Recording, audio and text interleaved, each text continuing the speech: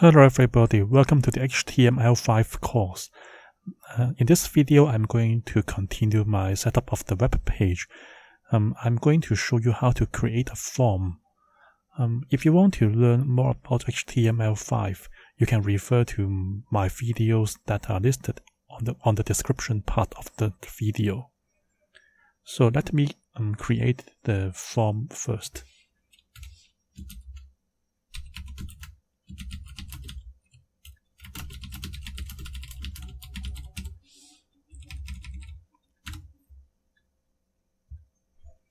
Okay, a form is having the opening tag like this.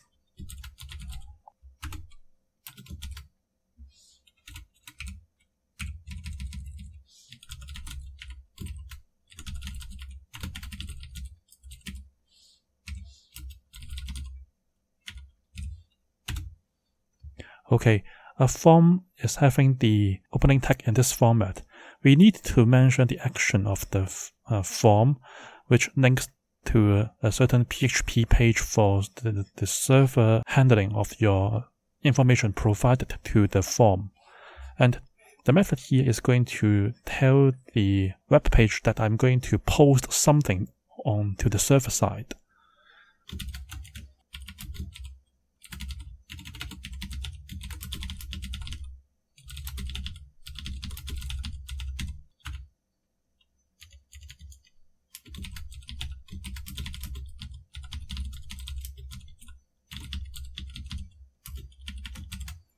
So we can take a look at the method here. If you choose post, you just want to alter the database contents by putting the information provided by the form to the server side. But if you choose get here, it means that you just want to retrieve the data coming from the database, and you don't want to change the content that are already inside the database. And let me tell you again here, this is the page that is responsible for handling your form submission. But now, this PHP file is not present in my example.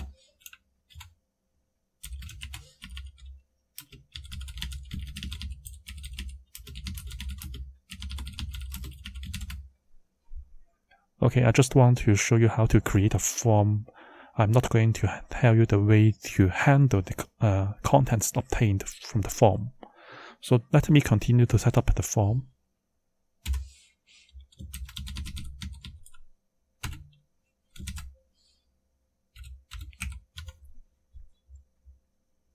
Okay, a form can be enclosed by a field set.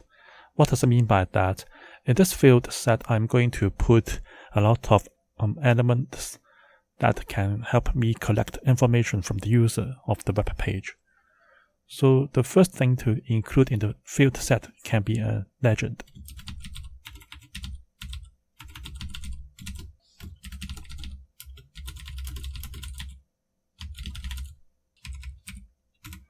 So let me try to run it. Okay, we can see that this is a field set which is simply a rectangular box, and the legend is shown on top of the rectangle. Okay, and then I'm going to put more and more elements into the field set. So let me put something now.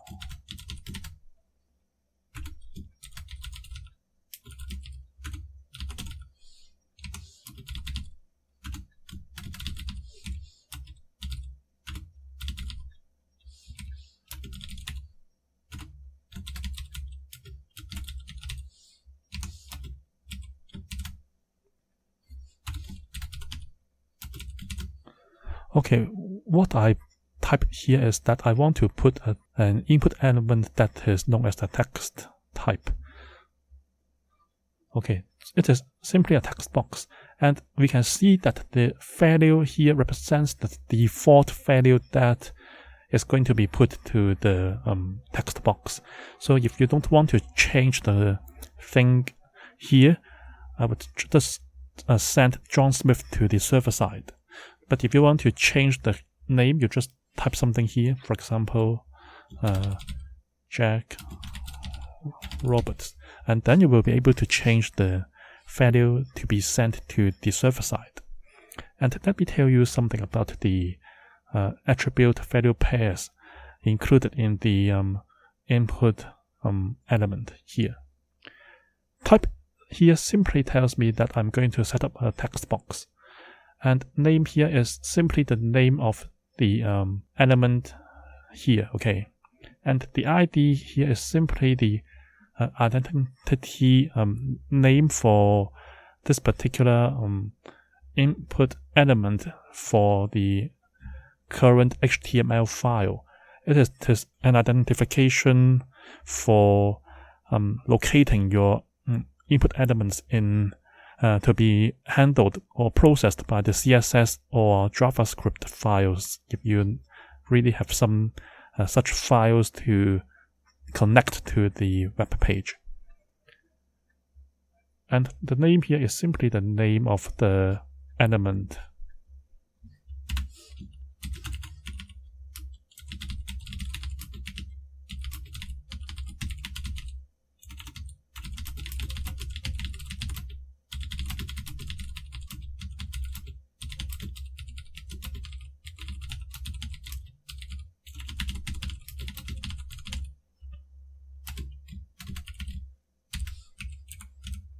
Okay, the name value pair just corresponds to the variable name and the value sent for HTTP request from the browser to the server. Okay, and then I can tell you something more.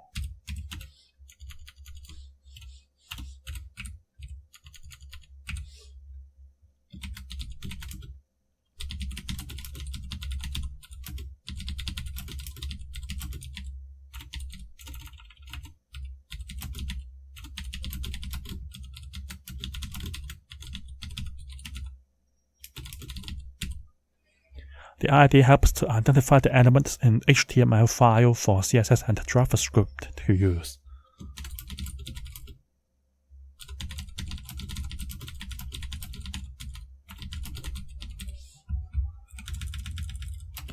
The ID is just used for the browser side, but not the server side. Okay, so the ID is simply known by the HTML file that I'm going to edit now.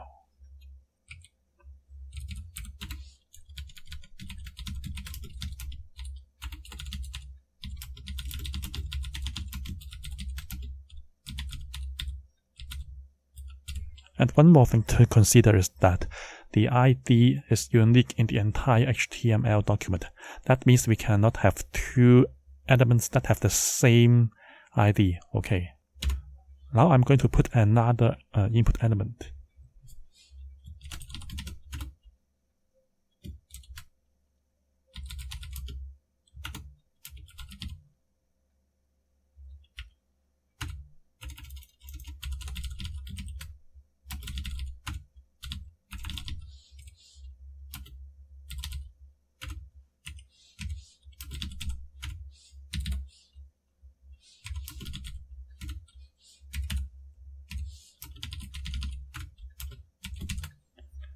Okay, this is another input element which helps me to input a number.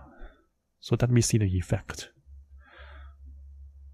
Okay, I can have two small triangles to help me change the value to be put to the box. Okay, so this is a number box, and I can simply click on the triangles to change the number by 1. I can increase it or decrease it. Okay, and the meaning of required here is that I must need to input a value to the age box, otherwise the form cannot be sent. So the required keyword is a validation. So the required keyword here is simply used for the validation of the HTML5 syntax.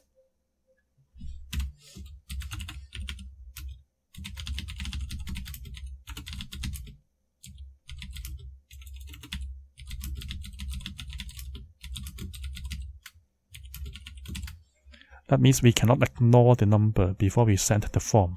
So if I simply remove that number, and when I want to submit the form, I'm not able to do so because of the required keyword here. I must at least put something. For example, 9. And of course, we can see that the minimum value for that number box is 1. And the maximum value for this number box is 99. And the default value is 18. Okay.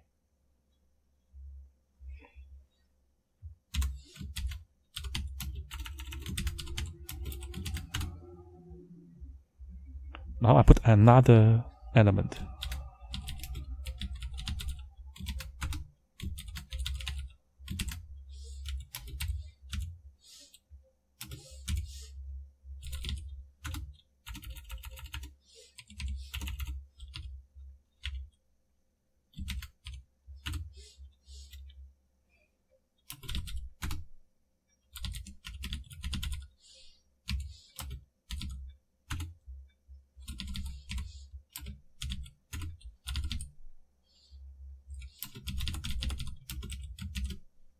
Okay, here I would like to put a radio input button so that we see the effect. Okay, I can simply create a radio button, and the name for that radio button is new patient, and the ID for that particular radio button is yes. And when I choose this particular radio button, the value to be remembered by the HTML file is yes, and this value can be processed by your JavaScript file. So if you have a JavaScript file, you can handle the situation when the value for this particular radio button is set to be yes. And the keyword checked here means that this particular radio button is checked for me by default. That means if I just want this button to appear, I simply allow it to do so. Okay. And here I don't provide the label yet, and I can do so now with the particular input element called label.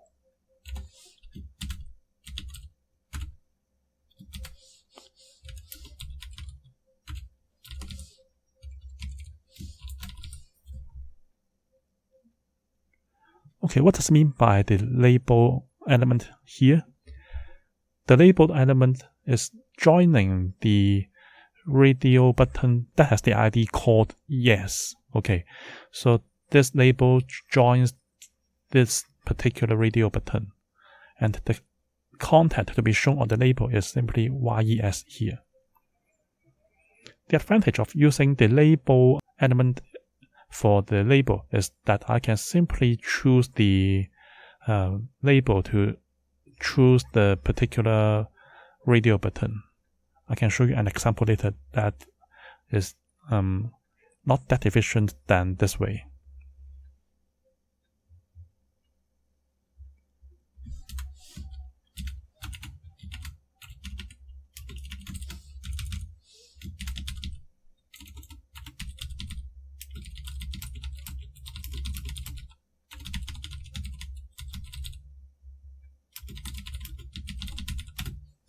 So let me repeat here. The label would link to the ID of the corresponding input element.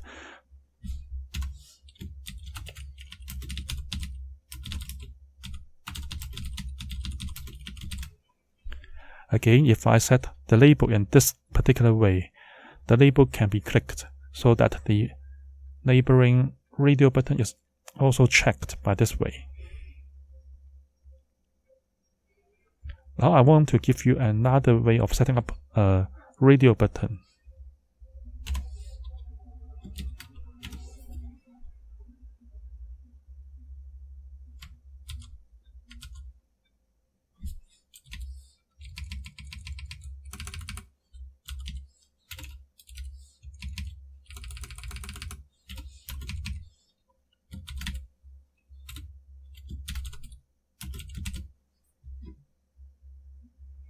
You can see that I can also create a radio button in this manner. The type is also radio, and the name would be the same as the name for my entire input element for radio. So name is still new hyphen patient, which is the same as the name for the first radio button. So the second radio button is having the same name as the first radio button. And the ID for the second radio button is no. And the value of this radio button is NO when I choose it. Okay. But you see, I don't need a label element to set up my radio button corresponding to the option no. But the problem is that we cannot click on the NO label in order to choose the radio button. So let me see an example here. When I click on yes first, I cannot simply click on the label to choose the radio button corresponding to the no value. Okay. In this way, I have to point the cursor very accurately to the radio button in order to choose the radio button.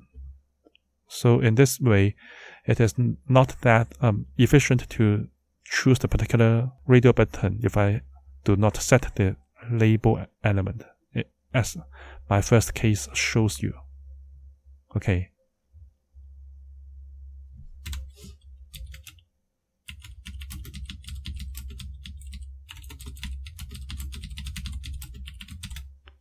So we can see that the second radio button label cannot be clicked if I set the radio button in this way. Okay.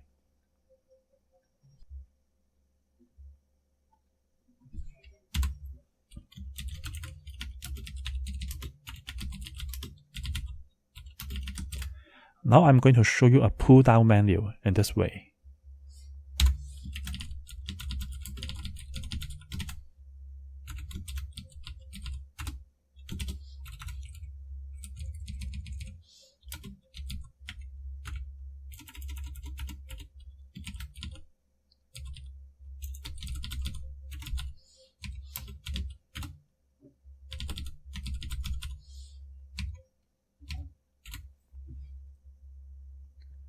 Okay, I would like to set up a pull-down menu. So I put the title for that pull-down menu at the beginning.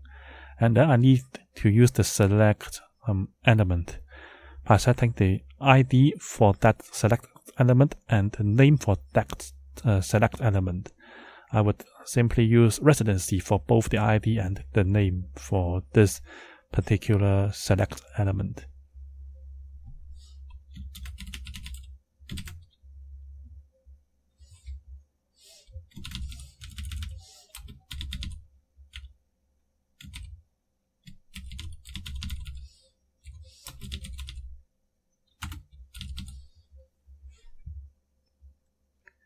Here I've shown you one way of setting up the option.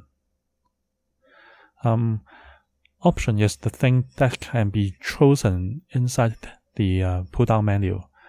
So the name for this particular option is set as permanent.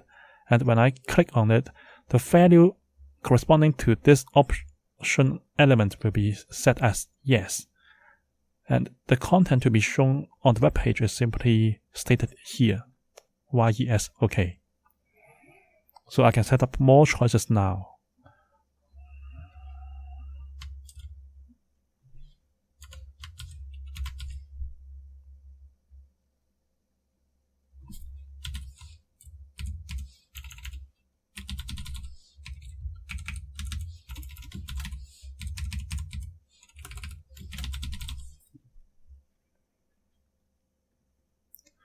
Okay, I set up two more options in the pull-down menu. We can see that I have no and pending options here. So we can check the option elements here. The name for the remaining two options is still the same as the first option element. That means all three choices here correspond to the same option menu, okay? And the values for the remaining two option elements are set as no and pending respectively. So when I choose no, the value for this option element will be set as no. If I choose pending, the value of the option element will be pending. Okay.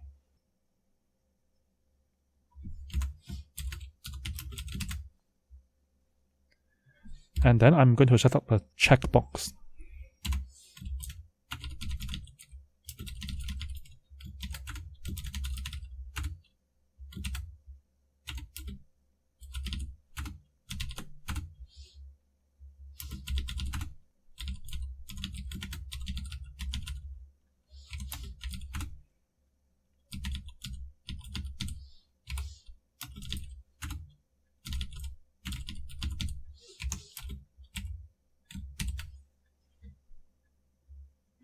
Okay, a checkbox is simply a square box that gives you a tick if you click on it. Okay, so the input type is known as checkbox, and the name for this checkbox is medical_history, and the ID for this particular input element is diabetes. And if I click on it, this value for this particular input element will be set as by a diabetes. Of course, I don't set up the label yet. I can make use of the similar idea that I show you for the new patient radio buttons to do the label.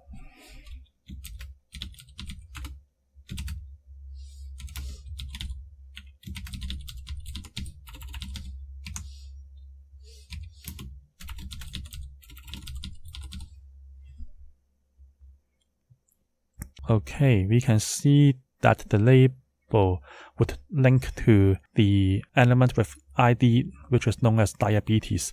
So this label is going to link to my previous checkbox.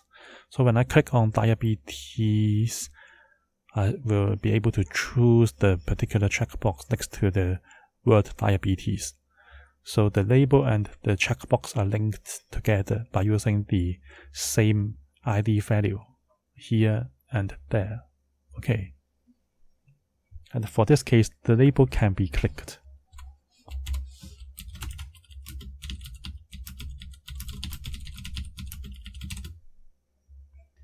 So let me set up one more checkbox by using this approach.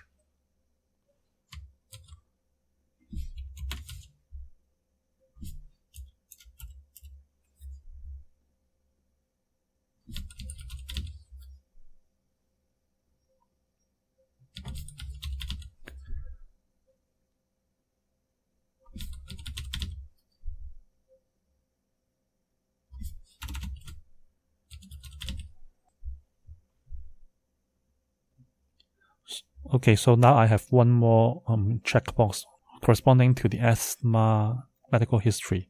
So if you have asthma, you simply click on the word or the label in order to choose the checkbox. So for checkboxes, I can choose more than one checkbox. I can just click on as many checkboxes as I wish. Okay, I can also show you another way of setting up a checkbox.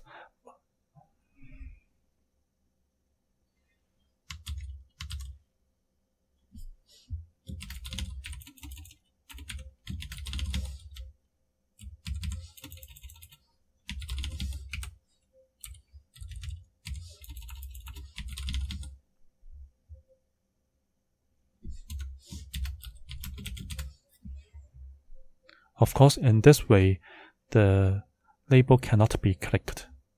So I can see that I have the label joined to the input element directly. So I cannot simply click on the label in order to choose the checkbox next to it. So this is the shortcoming of using this particular way of setting up an input element. Okay.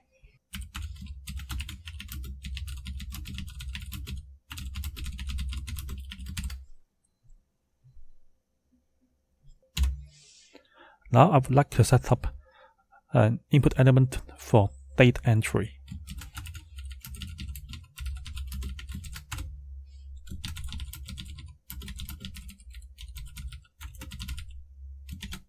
Suppose you want to set up the date of appointment to a clinic.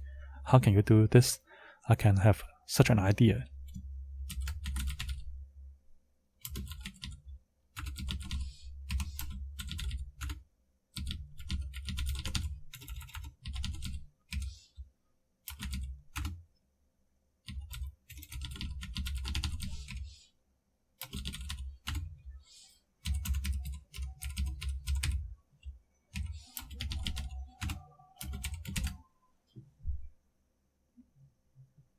Okay, I can create a date input in this way. So the name for this particular input is known as date entered. And the ID for this date input is also called date entered. And the value shown here is simply the default value for the date to be sent to the server. And the word required simply tells me to include the date before you send the data to the server. So when you see the date input box, I can simply change the value by clicking on the triangles inside the date input box. Okay. And of course, you can also choose the particular day from the calendar when I click on this inverted triangle button. Okay. So the date to be sent is October 11th, 2017. Okay.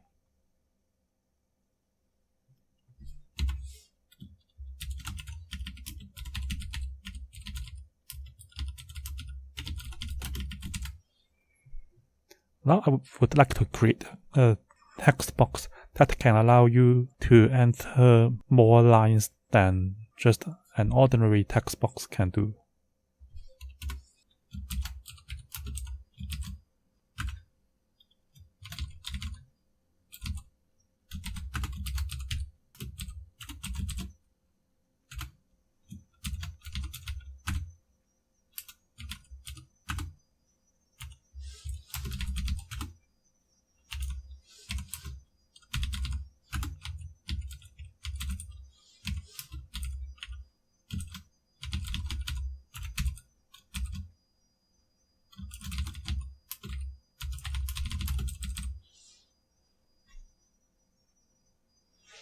Okay, when I set up a text area like this, I'm able to set up the number of rows and the number of columns for the text area.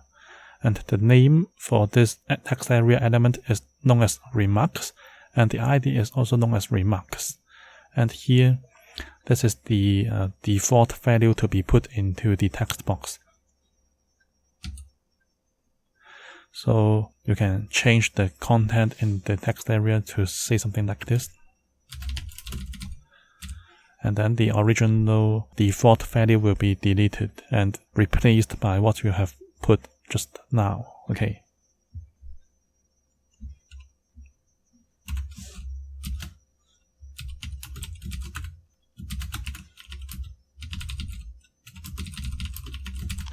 Now I would like to put a range slider to show my feeling of some question.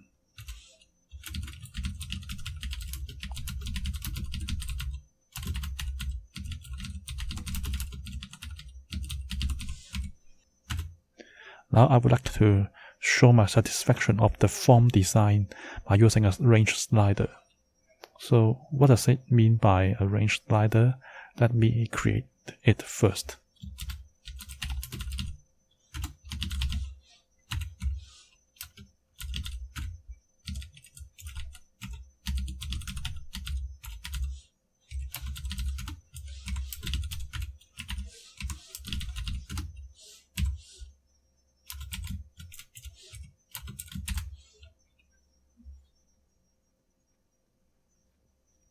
Okay, a range slider is like this.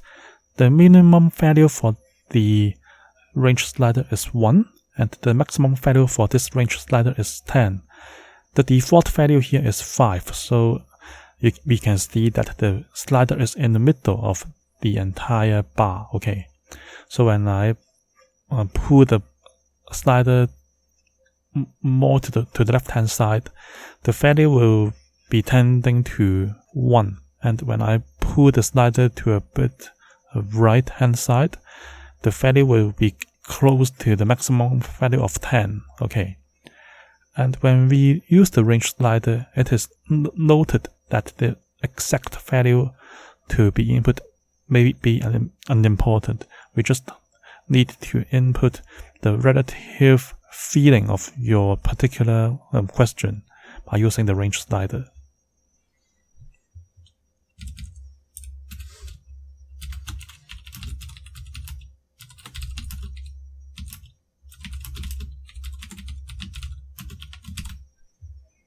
Okay, this is the meaning of the range slider. We don't expect to give an exact number to the server side in many cases.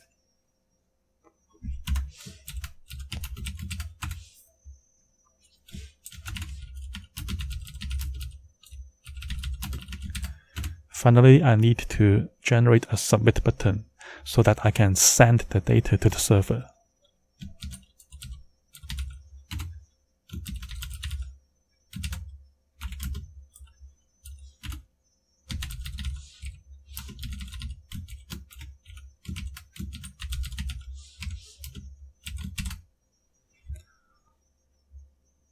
Okay, the submit button is shown here.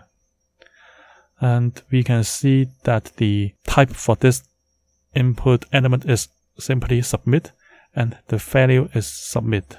That means when I click on this button, this particular value will be sent to the server to indicate that the form is already submitted. So we can see that we have created a pretty good form that includes a lot of input elements. For example, the text box, the number box, checkboxes here, and the pull-down menu here, together with the radio buttons. And I have also created a date entry box together with a text area that can allow you to input more lines. I have also created a satisfaction range slider that indicates a relative amount of value to be sent to the server. And I have also created a submit button to send the content of the form to the server. This is the end of the video. If you have any questions about my video, please leave your questions on the comment section below the video. If you like this video, please give me a like and please subscribe to my channel. Thank you for watching.